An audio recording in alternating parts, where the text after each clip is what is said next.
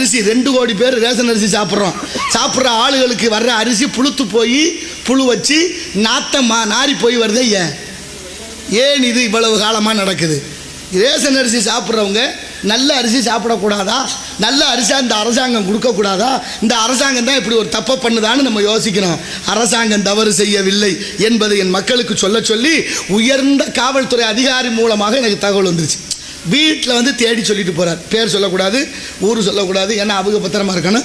காவல்துறை அதிகாரிகளுக்கு ஓய்வே இல்லை. பாவம், காவல்துறை அதிகாரிகள் படுற பாடு நம்மளை விட மோசமாக தூக்கம் முடிச்சுக்கிட்டு சித்திரவதைப்படுகிறார்கள். அப்படிப்பட்ட காவல்துறை அதிகாரிகளுடைய வாழ்க்கையை நம்மளை நினச்சி பார்க்கணும். இப்போ என்ன நடக்குதுன்னா, அரசாங்கம் இந்த நெல்லை அரைச்சி அரிசியாக கொடுக்குற அரிசி ஆலைகளுக்கு ஒப்பந்தம் போட்டிருக்கு தமிழ்நாட்டில். அந்த ஒப்பந்தம் போட்டால் 100 கிலோ நெல் கொடுப்பாங்க, 60 கிலோ அரிசி கொடுக்கணும்.